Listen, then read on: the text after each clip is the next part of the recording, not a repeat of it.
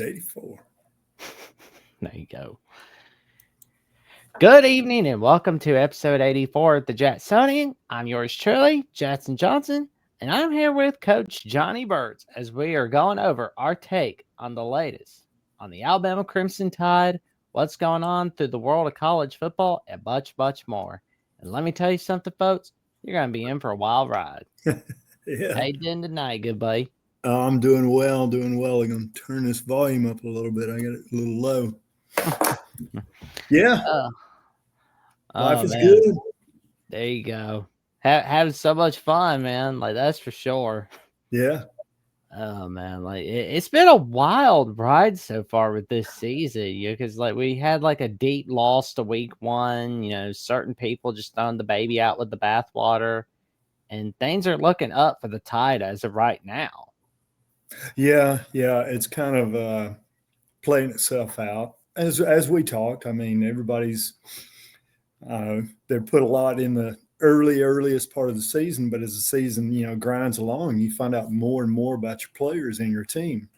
It's kind of the first of the season is kind of, a lot of unexpected scenarios play out. But as the season goes along, you learn the type of team you've got. And right now, pretty good football team. Schedule has been murder's row, and it's not getting any easier. I have Four no straight right idea. wins. I have Like, no idea who came up with these schedules. I'm sure some computer puked it out, as I've said before. But I mean, come on, gosh, I mean, Alabama is it's crazy. I And that's know, why right? too. I know they want those big time early season matchups and everything, but something to be said. Playing.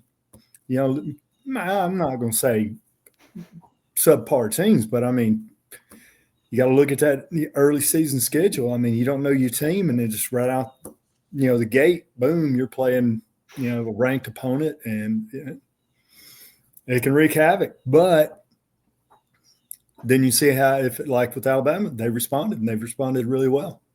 Oh, no doubt about it. We Mm-hmm. responded well for sure. And for those who before we get started on the show, for those who don't know about you, Coach, should I tell the audience a bit about yourself? Well, I'm North Alabama guy. I'm living here downtown Huntsville. We call it 2 blocks from everywhere. And I'm a former teacher, educator, coach. Played football, high school and college, and coached after college, and primarily focused on quarterbacks and secondary play, and 30 some odd years. So I've been watching it for a pretty good while, and so I hope I know a little bit. I hope I can bring some little insight into what I see through my eyes and from my experience. There you go, man. And of course, married with children, grandchildren now. There you go. Oh yeah, so I'm I've been around it a pretty good while. There you go, man. There you go. Well, as we stated, like 2025 has looked really well for the Crimson Tide. Like 4 straight ranked wins. And That can, we that, have how many more in a row to go? oh, I know, right? Probably gonna Exactly. be 5, 6, 7. Yeah. But that There loss. has not hardly been a break in that schedule. I mean, and these guys have had to, I mean, they've had to do it at home and on the road. And I mean, good gracious. I mean, it's a tough schedule. I mean, I don't know who's pulling the strings, but dead gum. Oh man. Well, I'll tell you this. When we get to the playoffs, you know who I want to see us play? I'll give you a hint. It's an old rival we haven't played since 1984. Old rival since 84. They're in our fight song. Oh, Georgia Tech. Yeah. Yeah. Yeah, Yeah. I Yeah. mean, it's like I am gonna be hollering for that game to come back. You remember when old Coach Brian had to wear that helmet onto the field over there? Oh You man, know yeah, that story? yeah. Yeah, they got a little cantankerous over there. He wore a football helmet onto the sidelines. Afraid somebody's going to whack him with a rock. But yeah, it goes back quite a ways.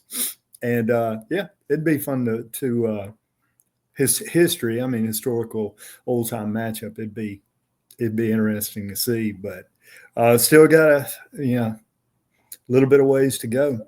Oh But yeah. I think it's becoming pretty evident right now that the success of the teams that you're seeing are really it's coming quarterback play. And if you've got good quarterback play, most all of these teams that are top 10, top 15 have had excellent quarterback play. We had Yeah. Alabama being one. I think I saw the SEC quarterback stats and how they have them ranked, and I saw where Aguilar was ranked number one and Simpson was number two, and I started looking at the stats there, and Aguilar's got like 5 interceptions, and his completion percentage is below. Ty Simpson's the only quarterback in the SEC that has an above 70% completion ratio, and or percentage, and that's huge right there. The guy is just, he's completing passes. So I was kind of surprised at that, but I think maybe there's some few little statistics in there that they got weighted a little bit more heavily than I would. But and then you just go down through there, and you've got good quarterback play.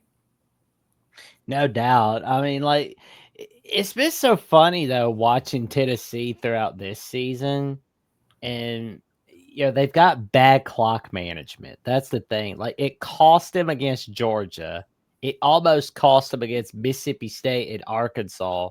And I mean, we whooped their butts, but I will say, Derek Bishop put up a number on us last Saturday, like especially when he scored that second touchdown. Like, Alabama does have to do better at stopping the run game. That's for sure. Well, Jack, you and I have talked many times with regard to the defense they're running.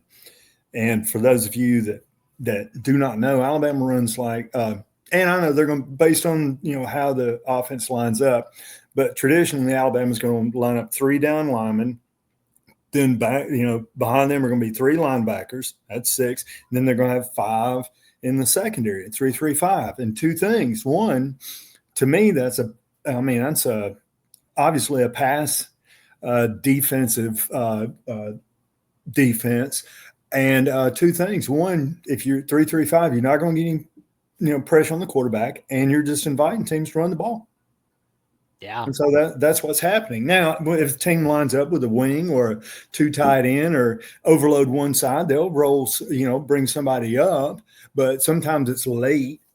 And so, getting the pressure on the quarterback has not been as good. But yeah, you're seeing those kind of, so it's what you're going to give up. And right now, with a 3-3-5, Alabama's giving up the run and sacks. Alabama doesn't have a lot of sacks. Now, they do get a little pressure, that kind of scenario. They do get some pressure, and they have gotten a little better with regard to open field tackling, because that, you see running backs just zooming to the end zone, open field. And but it's the defensive alignment that is generating all of these, running plays and lack of pressure on the quarterback, even the quarterback breaking out of there. So I don't know. Coach Saban ran 4-2-5. I like having 4 guys up there at all times. I don't like the 3-3-5. I mean, it's great if you're pass defense, end of the half or something like that, Hail Mary and that kind of stuff. But if you've got a running quarterback, I've asked this question many times. If you got a running quarterback back there, okay, now why would you be in a 3-3-5? You're just opening avenues for him to run, and you're forcing your defense to be able to tackle in open space. But it's what they Womack, that's what he's running, and so we'll see. I'm just wondering if there's going to be a change. Well, and I will say I was glad to see Justin Jefferson moving on up and getting a piece of that pie against Missouri. Like at the 4th quarter, that was pretty fun. And when we saw Dijon Lee getting that game-winning interception in that game, like that was huge. And the fact that Alabama shut out Vanderbilt in the second half, it's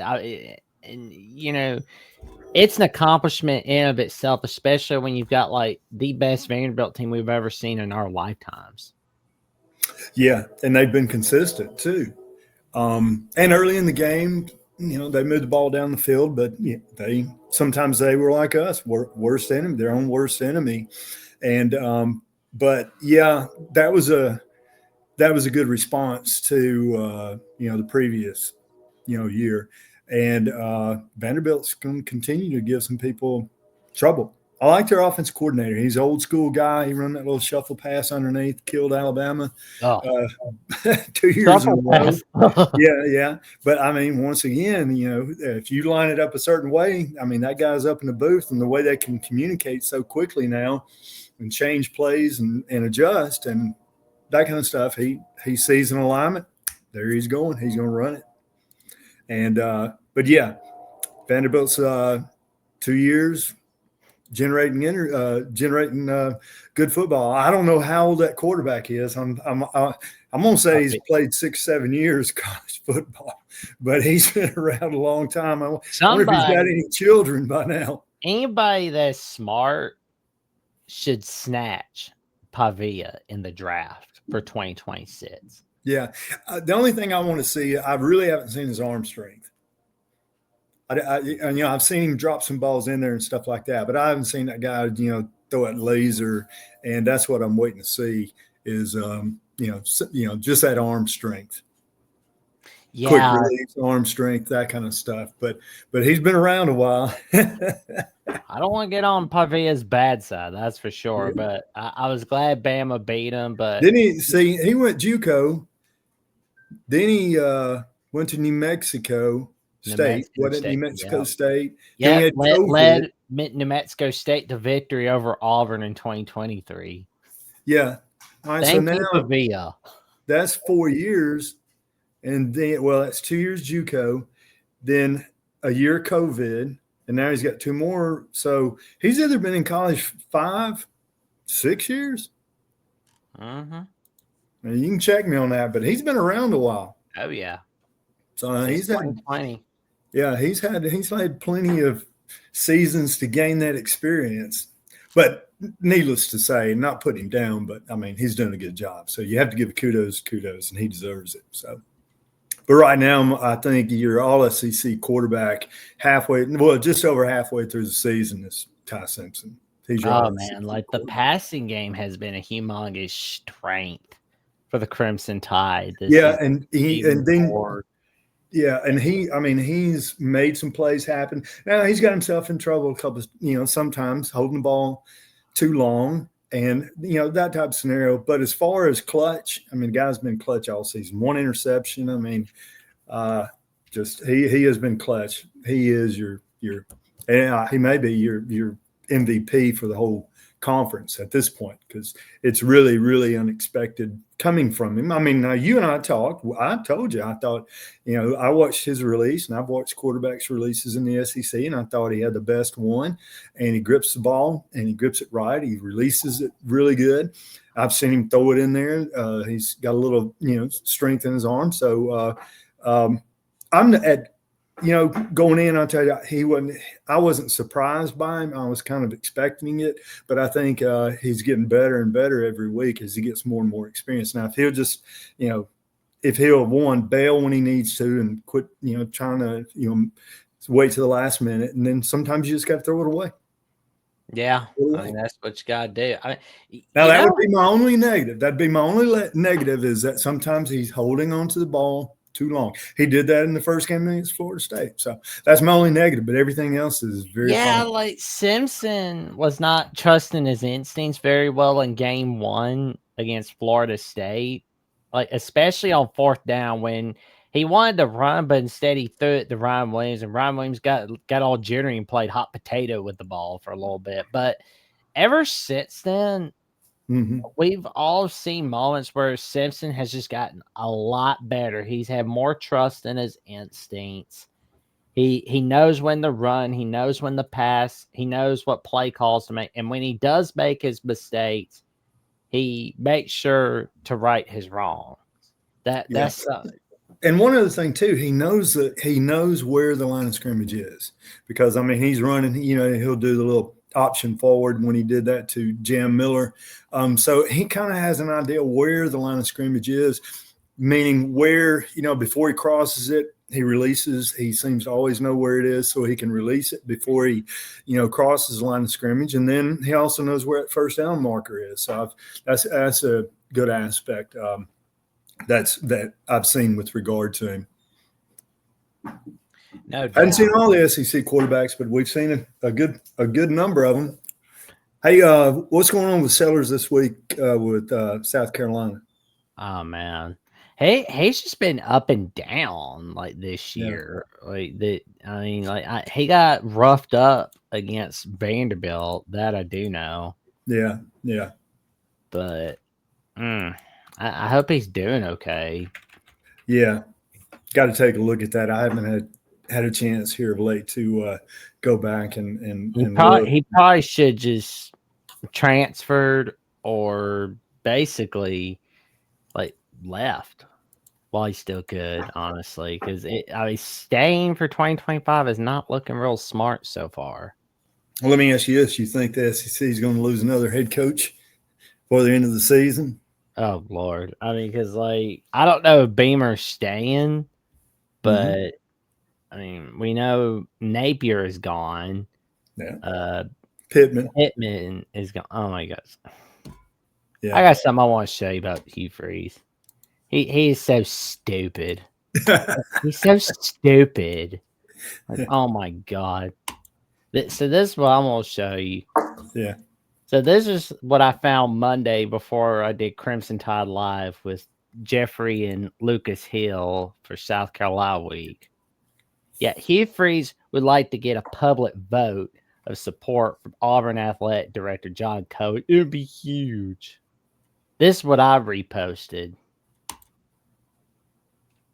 It's pathetic. It's pathetic. It's pathetic. Well, ADs don't have control anymore.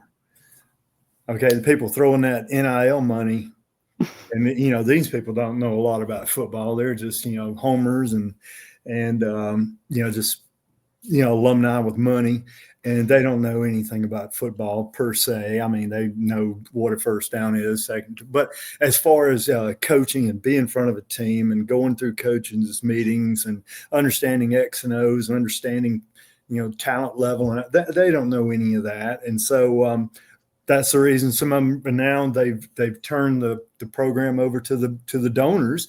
And, boosters have always had an influence in programs, and it's really, to be honest with you, it's only if the AD and the head coach allow them to have influence. You know what I'm saying? And so you ran in that scenario with Alabama. Boosters, being, trying to influence the athletic director. And then you got Coach Saban comes in there and he's like, screw you, I'll do it my way. And and told everybody kiss his butt and goodbye.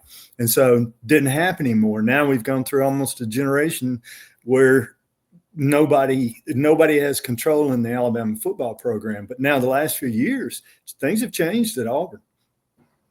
So whether or not he survives the season, that's going to come up. These people ponying the money. All they got to do is say, if he's head coach next year, boom, I'm out. I am going to give Hugh Freeze so much crap if he's staying. I'm just going to. I can't help myself. I don't think unless he's going to have two huge wins before the end, because they're over in the SEC. They've had 4 straight losing seasons. He hadn't had a winning season since he came to Auburn, and so he's going to have 2 big wins. They are Vanderbilt and Alabama. He has to win, and he's got to go to Vandy. I hope Pavia just beats the crap out of Auburn. I want to see him pummel that pathetic face of Hugh Freeze. Like that guy. It's like. Well, he's got to worry about whether or not the player's going to quit on him. Oh, right, that looks desperate right there. Now, exactly. That's the face of a pathetic man. That man is pathetic. He is just 1 minute away from getting down on his knees and begging. He's begging for his boss for a vote of confidence. I need a public vote of support. I need a public vote of support. It's like, okay, dude, if you were gonna get that vote of support, you'd have done it by now. You'd have had it by now. And that vote of support is only good for 2 weeks. And within those 2 weeks, there you run into the AD. If he gives that vote of support, and 2 weeks from now he's still at over in the SEC, now the AD's got to worry about his job. So you don't need to be out in public making statements like that. I mean, if you're a coach, if you have enough confidence in yourself, hey, I don't need your support. I want my players' support.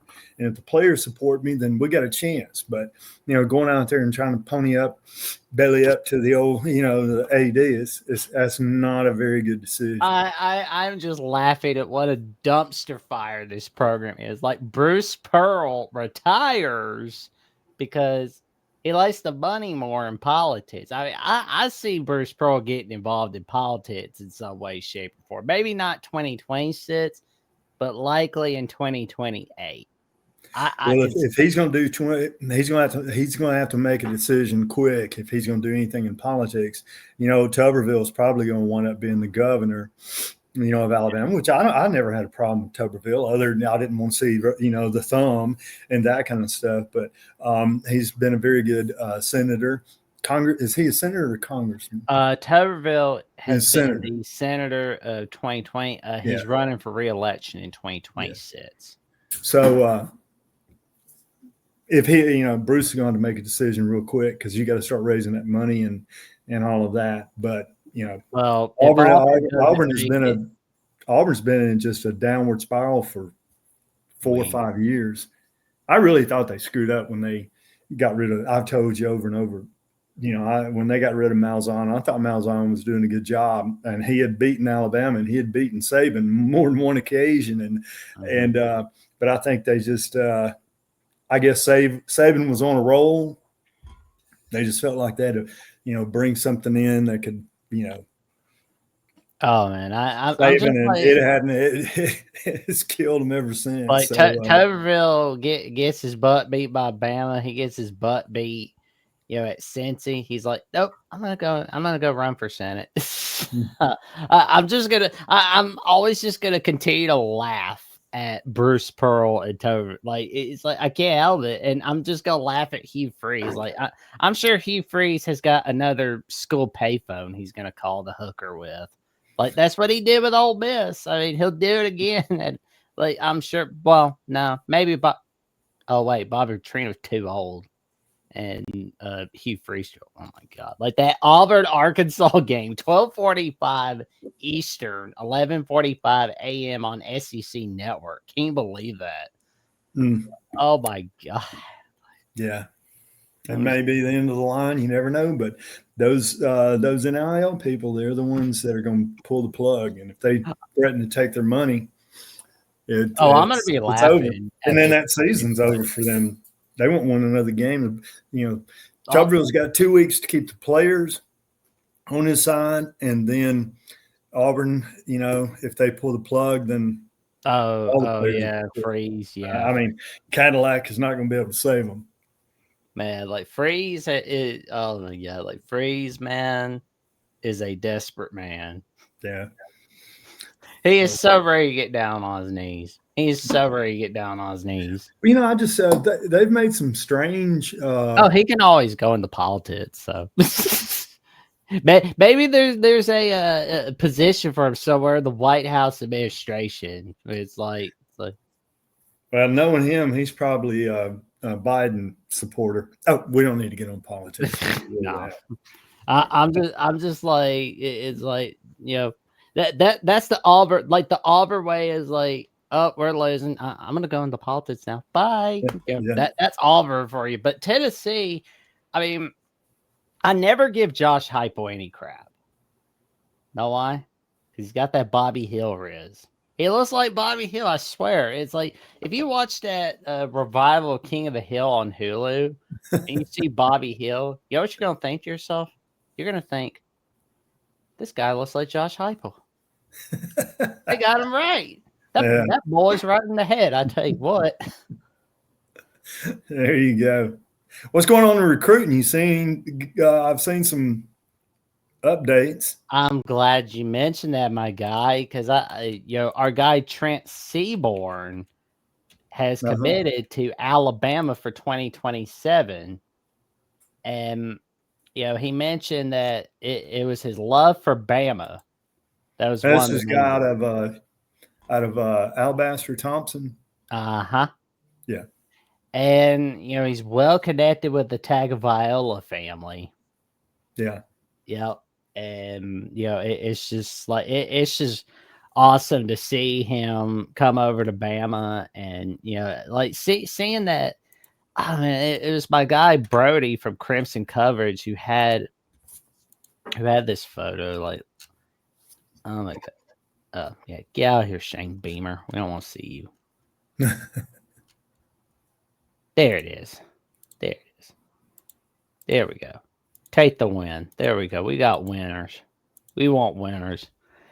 And that's a picture of Trent Seaborn shaking the hand of Tua when he's young. Like, Golly. he's Yeah. young. Wow. That I didn't realize Tua had been gone that long. What year did he graduate? I totally forgot. 2019 was the last season. Yeah, I was a number in my head. 2019. Yep. Man, That's cool right there, though. 2019. It's 6 years. So yeah, he looks about probably 8, 9. So yeah, it matches up. let's see. Yeah, he does look. He looks 8 to 9 or no 8. Yeah, 6, 7. It's like he looks 10. He looks taller. Wow. Yeah. Well, back to it. If anybody, do you think another coach in SEC is done? Do you think Hugh Freeze is done? Oh You yeah. think they're going to get rid of him? $10 million. Oh yeah. I think it's over for him. Because it's like they lose if they don't have a bowl game and a winning season, he's done. He is a dead man walking. Like Who you think they'll pursue to replace him? Some guy that wants to enter politics 20 years from now. Yeah. Well, but in all seriousness, it's like they're throwing Kiffin's name. Probably John Summerall from Tulane. Think so? Yeah. I think he'd be a great hire. I mean, you want to get winners, you go get John Summerall from Tulane. And well, they can go to Ole Miss again, and they got Tuberville from Ole Miss. They can get Kiffin. Oh, I don't think Kiffin. That would be a lateral move for Kiffin. You think Kiffin? You think he's going to leave Ole Miss? I'm here in Florida. I'm here in Auburn. You think he's going to leave Ole Miss? Florida would be the move, but that's it, really. I don't think he would go to Auburn, honestly. It's just such a lateral move for him. I mean, it's like, why would you want to go to a school that's just going to cuss at you for having a 9-win season or not doing enough? Whereas, like, you're at a school where you have 9-win seasons and nobody cares that your team has not won the SEC since 1963. Gosh, has it been that long? Yeah, it's been that long since Ole Miss won the SEC. And the last time they won a natty was 1962. Wow, I didn't realize it'd been that long. But yeah, I guess when you go back and think about it, what about Mississippi State? 1941. I know they played an SEC championship game with Tennessee in 1998, lost to the Volunteers. The last time they won the SEC, although Jackie Sherrill was at Mississippi State, right? Yeah, old Jackie Sherrill. You know what they call? You know what his nickname was? Ooh, what was that?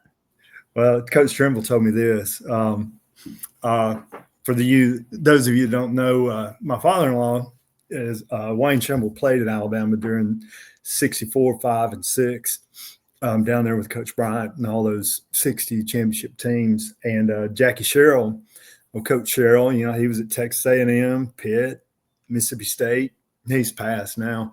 But anyway, he was, at Alabama. And Coach said they called him Shooter Sherrill. I said, why did they call him Shooter?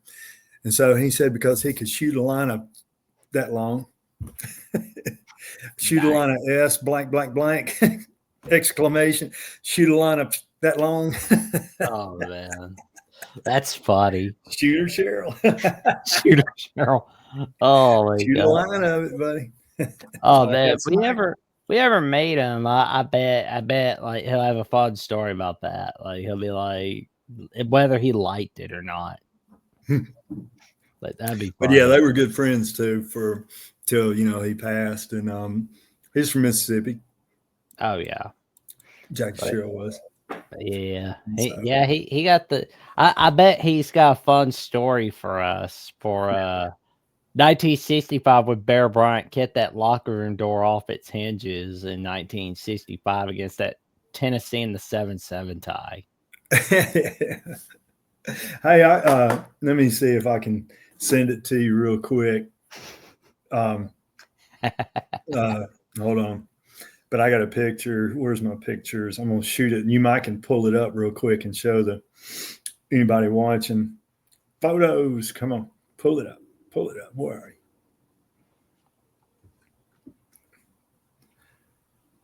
you? There it is. No, that's not it. I'll have to it's in a different batch. Let's see if I can get it over here. But anyway, yeah, there's this picture. I'll just explain it. And I think I've mentioned it to you. Coach Trimble has this picture and of him on the sideline with Coach Bryant. And Coach Bryant's got his hat on, and he's without a jacket. It was outside or whatever, and they're standing beside each other. And Coach Bryant's got that Chesterfield cigarette, right? He's smoking that sucker right there on the sideline of a game. Oh man, that's funny. Oh man, it's a classic picture. And he's got it, and I think not sure if he still has it. I think he may have given it to someone, meaning his daughter. But yeah, it's a classic photo. Well, here's one. Let me see if I can send the image. All right, let's see. Share. You want to email or text? Email's fine. There it is. Let's go. This isn't the one that I'm talking about, but it'll serve the purpose. You can see when you get it, you can put it up. You'll see Coach Trimble with his head bent down, and you'll see Coach Bryant standing beside him. But this is not the one I'm talking about. There's one that's even better. So check your email on that one. Oh, there we go. Show that one. Oh man, so here we go. I bet it's there. Oh, there we go. Yeah. That's pretty cool. Not only I had one coach that chewed tobacco on the sideline, but I can be honest with you, I never had one smoking. And those were unfiltered. I mean, that was back then. Some of them. Well, you could get them unfiltered, and you could roll them, and they had no little filter on them, and but 50s, 60s. There you go. Now look at his hand. Look at Coach Bryant. There's Coach Trimble's head's bent right there, but look, Coach Bryant, look in his hand. There you go. Right there on the sideline. So anyway, that's not about 1964, 5. But when I get the other one, say I want the other one. I think it's one, the original, and I want to get it and put it up around here somewhere. It's a lot, but it's one where he has actually got it up at his mouth. Well, he looks pretty happy on that photo, that's for sure. Yeah, things must be going well. I guess if things were going well, it's relaxed with a cigarette. When it's going downhill, he's probably stomping those cigarette butts on the sideline. Oh man. Oh yeah, you smoke those Chesterfields. Oh, there you go. Well, where is it? I had those things. There it is. I had one of these after the Alabama-Tennessee game. Oh, let me say that. What you got those Swisher sweets? What is that? Show me it. It's a Dutch master.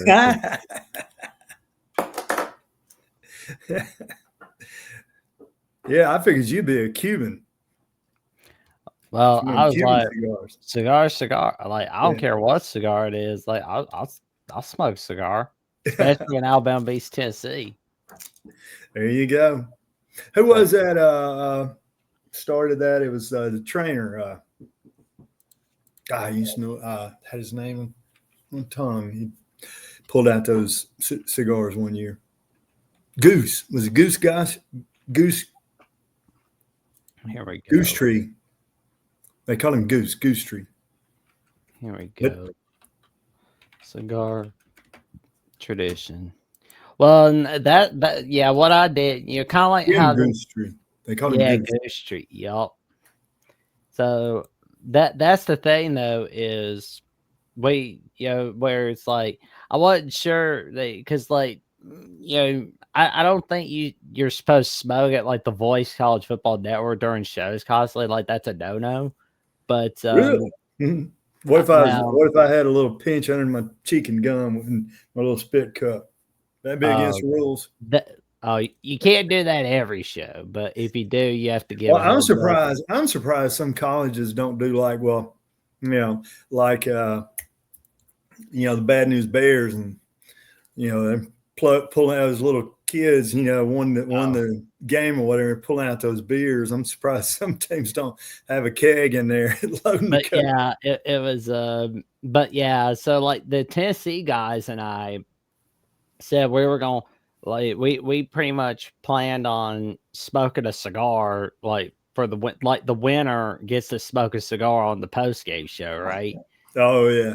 And then I sent a text over to the boss, Bart Rogers, gave him a heads up, and he was like, "Nice, love it." He was cool with it because obviously Bart Rogers is the voice of college football, so it's like. Yeah, because it was like it was bored all right. So it was like, but you just have to give a heads up and you're good to go, Like so it's like got to have a little cigar and we got ready to roll. Back when I was in college playing ball, we had a guy on our team, and in college you don't have to wear mouthpieces. I mean, they're optional. High school you do, or I guess you still have to. When I played, you had to wear a mouthpiece in high school, but college was it was optional. But you learn this once you get get hit up under that chin. If you don't have a mouthpiece in, it hurts. I mean, I'm gonna wear a mouthpiece. Anyway, I forgot what I was gonna say. Crap.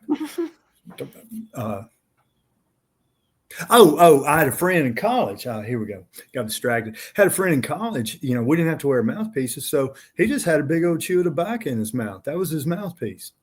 Okay.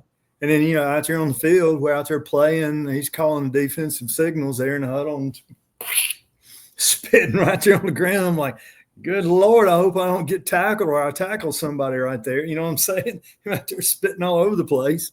Oh, Lord. I hope he didn't spit in another player's face. I don't guess he did because he didn't get a penalty. But I'd be afraid I'd choke on it, But he had a big old he just in his mouth during the game. But when you think you've seen it, heard it all.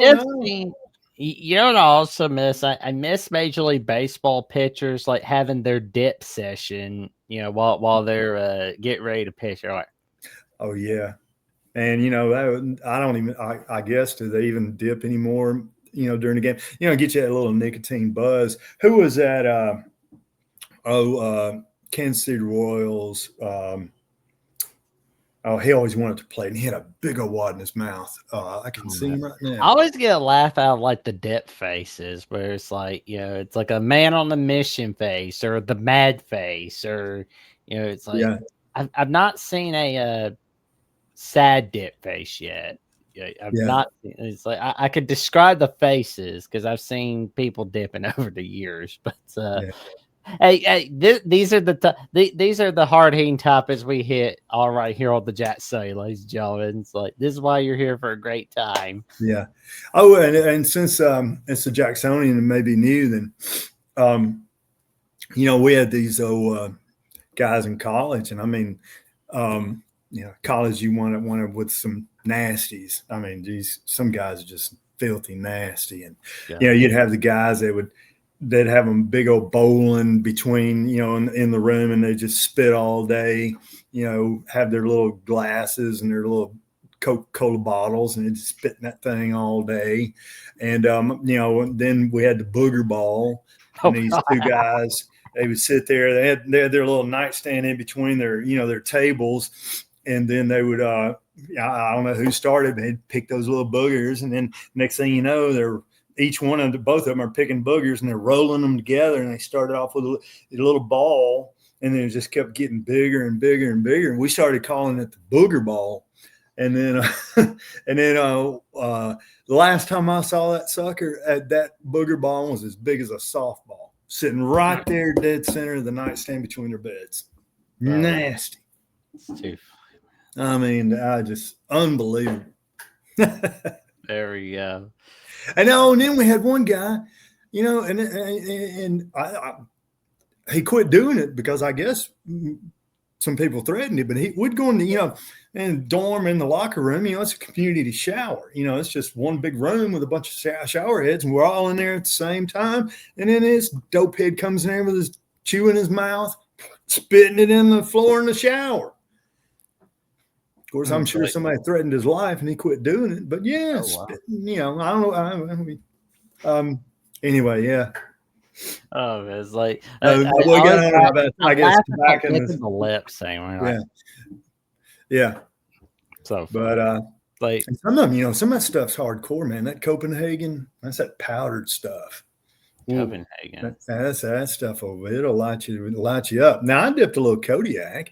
We call it, like Kodiak was a little, long cut and smokeless tobacco, and it was like dipping battery acid.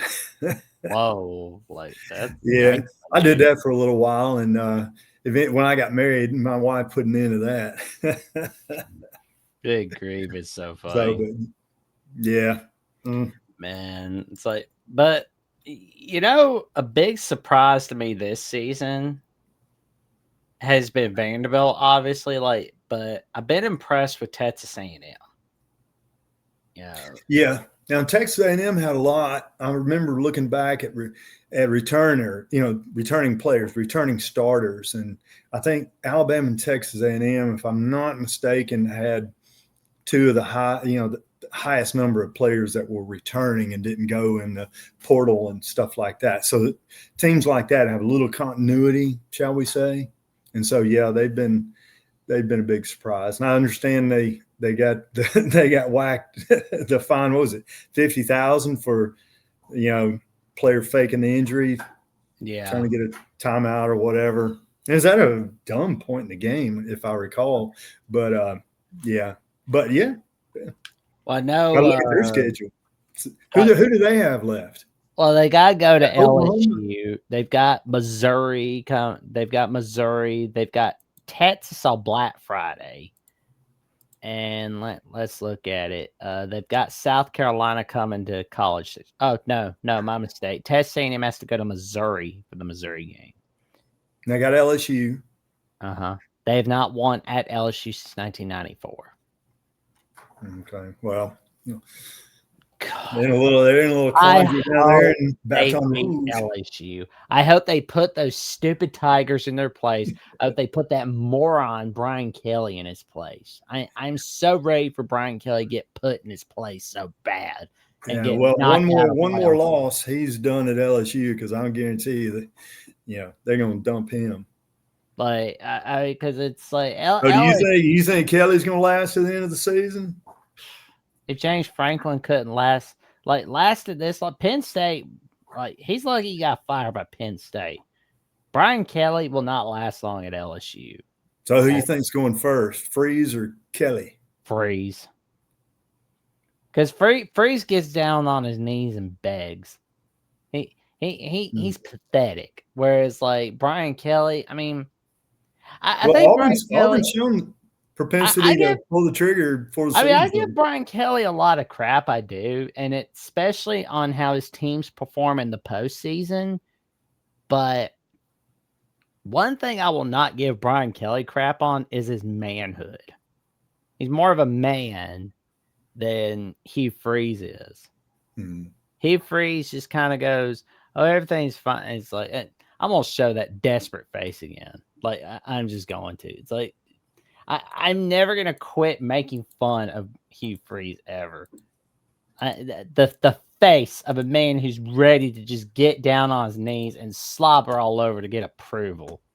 That is the face of a man that is so ready to beg.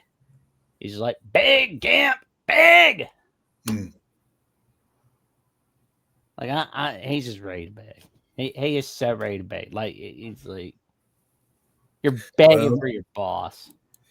I think Auburn's finished all their buyout payments. So they had Tuberville. Then after Tuberville, it was Chiswick. And Chiswick was Malzahn. Then you had Harson. You know what's ironic about Harson?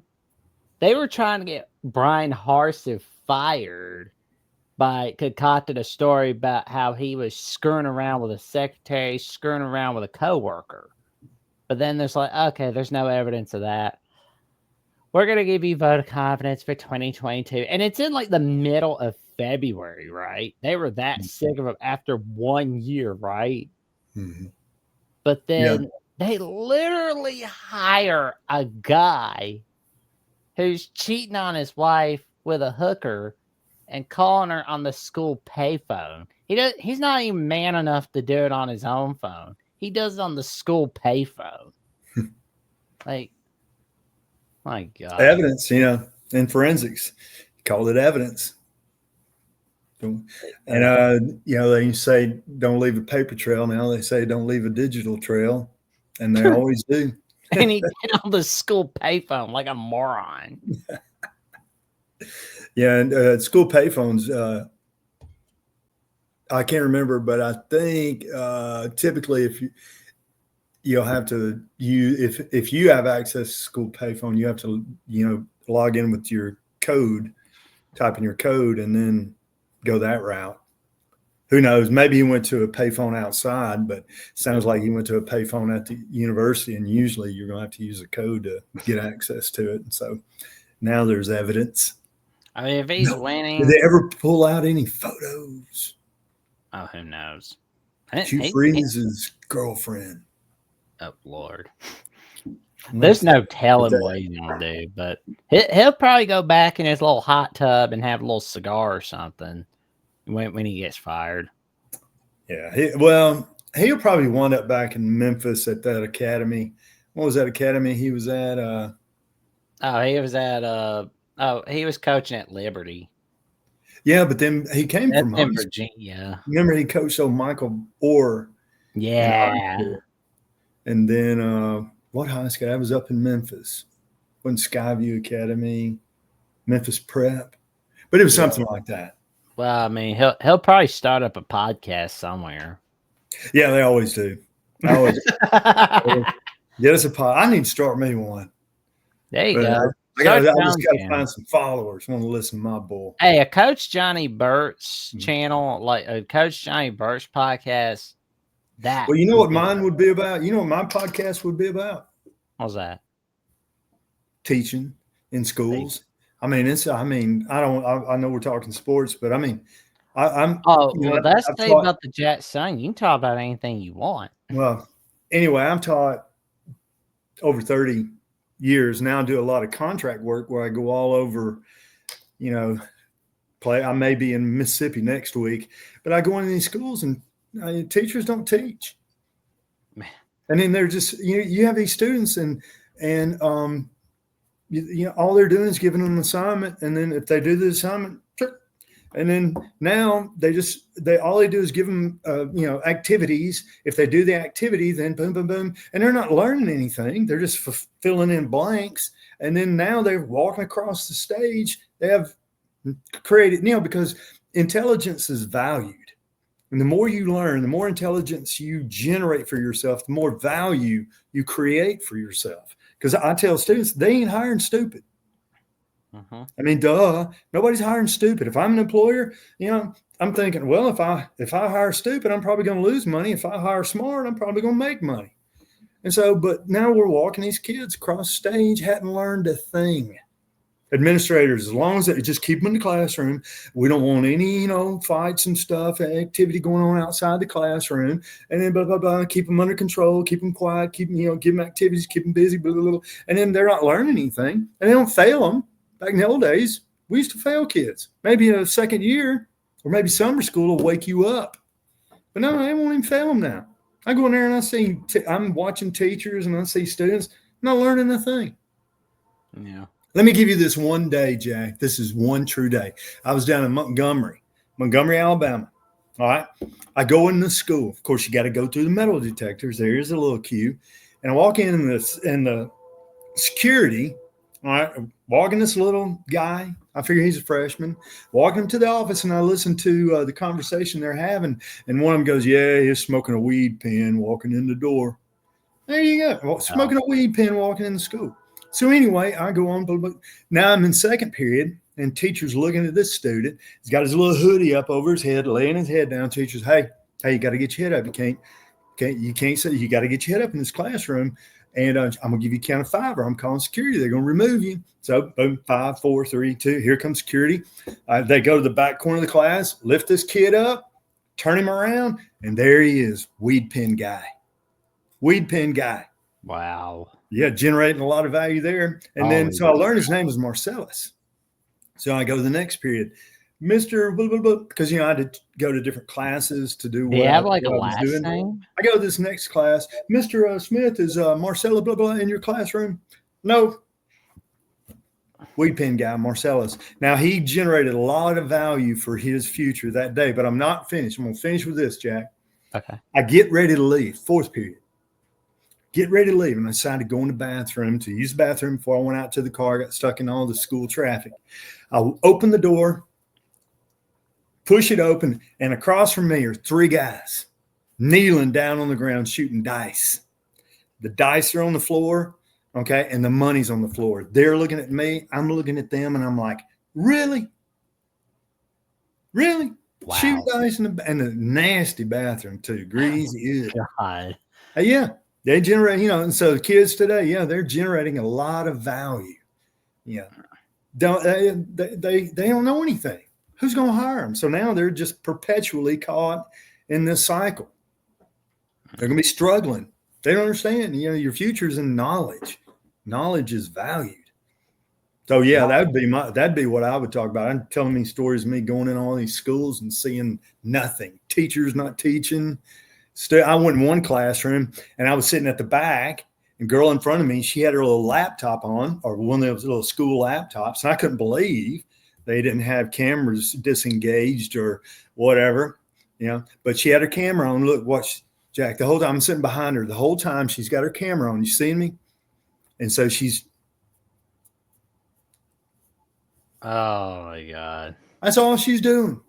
Jeez. No, listen, teacher's just up there not doing anything. He doesn't care. Like last week, before I went to get the little cigars for Alabama, Tennessee, and get some stuff for the show, I was going to the bank because I was going to deposit some stuff in my bank account. Yeah. And I saw this lady, right, that's in front of me. She's like waiting to get her money or something like that. And she's just like putting on eyeliner. Mm-hmm. And, she's doing that for like 10, 15, 20 minutes. And I'm thinking, people, we got lives. Your little eyeliner could wait. Yeah. It's more important. It's like, if you're going to do your eyeliner for your trip to the bank, why didn't you wait why did you wait till you went to the bank? Why didn't you like do it minutes or hours before you went to the bank? Like me Yeah. personally, I'm preparing myself hours before I go someplace. Before I do a show or I go to a meeting, I prepare hours before I'm like I like to be the first one to show up and the last one to leave. Yeah. Or when I have to go to the bank or I have to go to an outing, I make sure I'm ready hours before. I hate being late. I hate having to wait, you know, longer than planned. Like it's just irritating. It's Yeah. so irritating. Like it is Yeah. a It's pain in the ass. wasting time, not organizing, maximizing your time. But I can tell you, education today, it's awful. I mean, when I grew up, and some of the people maybe watching, I mean, we always ask kids, you know what the board of education is? And they're looking at me, board of education, and one of them finally raised their hand. Yeah, that's those people. Those people that are on the. And I'm like, no, the board of education was that big long stick. We called it a paddle. Yeah. And hey, we called it the board of education. And it educated, I mean, it only worked 1,000 years. You didn't have your homework. Boom, they walk you outside, assume the position, bang, bang, bang. Have that homework tomorrow. Yes, sir. Yeah. I mean, we were introduced to that board education or something about that, a little fear tactic. But now all we do is we clean everything up, and we don't want any, we want to stroke their little egos, that kind of stuff. Make them all feel gooey inside when they're in the classroom. They started way back. I don't know who started it, but somebody started giving out little exit tickets. And all it was like little Post-it notes that had little smiley faces. And you walked out of the classroom and the teacher would give you, good job today, good job today. A little smiley face exit ticket. Stroke their little egos. Wow. They learned that. This guy right here, they don't pay me to stroke your little ego. Pay me to teach. So Wow. I don't know. We need to bring that little board education back. I tell them, hey, y'all want to, they want to do the 50s day homecoming week. They want to do 50s and, 80s or something. Hey, let's go back in time and education. Let's have a day of old school education. Oh. When the teachers left the hallway door, you'd leave your classroom door open because you could hear when somebody was getting paddled, you could hear it echo down the hallway, and you're like, "Urgh." You could tell by the sound which teacher was. Oh, wow. Hey, last thing, I'm fixing to have to go to my doctor's appointment. But All right, man. I was in class one day, and I had a teacher, and he very best teacher I ever really had. And it was in trig, and I had not finished my homework. So I go in, and he's walking around taking up homework, and he sees that I hadn't finished. Oh, you couldn't find time to finish your homework? And I said, sorry, sir, or whatever. He said, come on. So he takes me out of the classroom. And we leave. He leaves his classroom unattended because he knew the kids were not going to do anything. They weren't going to go crazy. So he walks me out down the hallway outside. We go to the gym, go to the cellar of the basement of the gym where the football locker room was. And he knocks on the door, and there's the head football coach in there, and he looks at the head. Hey, Johnny can't seem to, find, the time to do his homework. Can we provide him a little inspiration? And so there I am, assuming the position. Bam, bam, bam. Got me 3 licks. You going to have your homework done tomorrow? Yes, sir. And then walk me right back to class. Man, how old were you when that happened? Do what? How old were you when that happened? I was a 10th grader. Oh, wow. So 15, 16. And you think I told my parents? Heck no. You didn't tell your parents if you got in trouble at school? Didn't do anything like that. Hey, I learned a lesson. You know what? I had my homework every single time from then on. Yeah, that old board education, it's a powerful motivator. And then some teachers would let you sign it.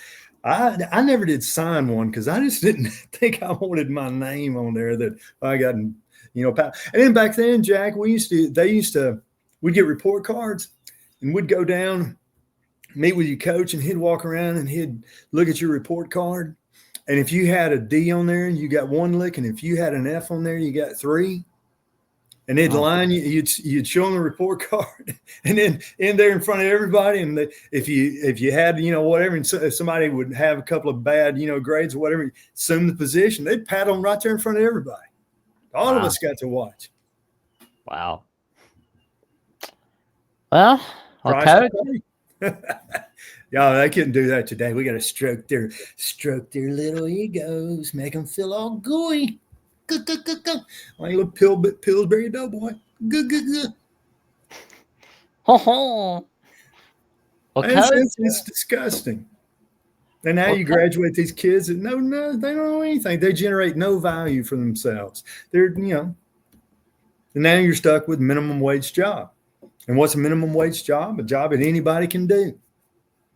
Doesn't require any thinking, any skill. Anybody can do it. Pays the for some, it'll pay the bills, but I don't know. Seems like you'd want a little more than minimum, the least amount they have to pay you.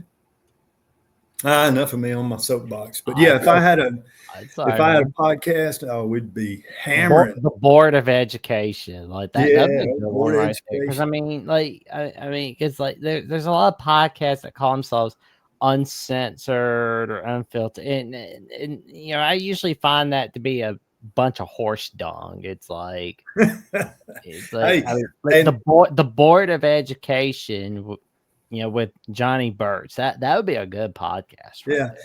And it only worked 1,000 years, but we got to put them in a little timeout, after school detention, and then we have in school detention. Well, let's see I wonder how well that works. And it's always the same kids in there. And that Board of Education was a good little motivator. Got your attention quickly. Well, Coach, where can they, for those who want to know a little more about you, where can they learn about the Board of Education from you, good buddy? Really, I'm on Facebook. I do a little bit of Instagram, and but anyway, if I get the hankering, I might give me somebody old like me. The deal, I've taught in 5 different decades. Jack, I've taught in 5 different decades: the 80s, 90s, the 1000s. And in the 10s, and now I'm in the 20s, and it's just gone downhill. I've seen I've seen it just go blah, blah, blah, blah, blah. Yeah. And then, you know where it all started? Jimmy Carter. You know what he did?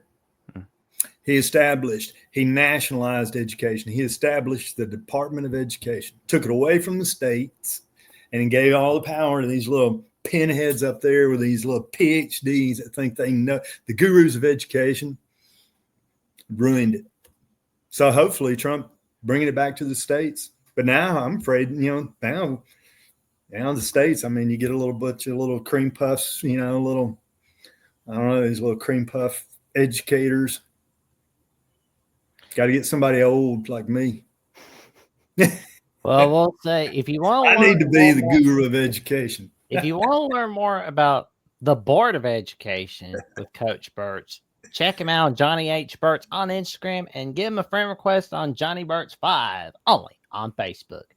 And, of course, you can check us out later tonight on Alabama with the Voice of College Football as Jeffrey and I take your calls, 9 p.m. Central Time, for the 55th edition of the Alabama Crimson Tide Live call-in show as we go over our takes on the latest news and notes on the Alabama Crimson Tide. Plus, check us out on Monday's edition, where Jeffrey and I were joined by Lucas Hill for the Alabama-South Carolina preview.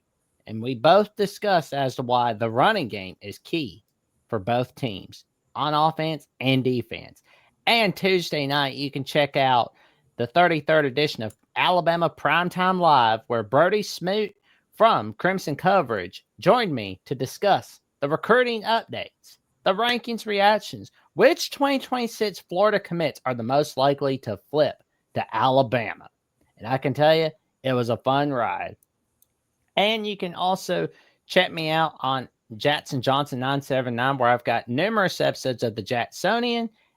Now I'm 16 episodes away from the magic number 100, 284 subs away from the magic number 1,000.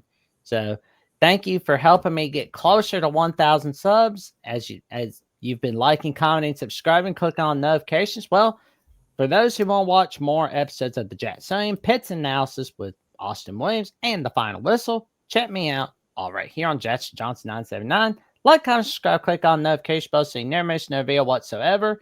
And I'll be seeing you real soon for sure. And for more updates of what I've got going on in Alabama with the voice of college football, the Jacksonian, Jackson's World of College Football with Mountaineer Paul on Lockdown West Virginia, and twice week calls on the Paul Feinbaum Show. However long they're going to last. Check me out on Jackson VOCFB on /Twitter and on Instagram threads Jackson Johnson 543908. And with that being said, we wish y'all a happy Thursday night and stay safe, stay warm. It's cold out, and y'all have a blessed night. And I'll be seeing you on the Alabama College Show, 9 p.m. Central Time, 10 p.m. Eastern. See you soon, everybody.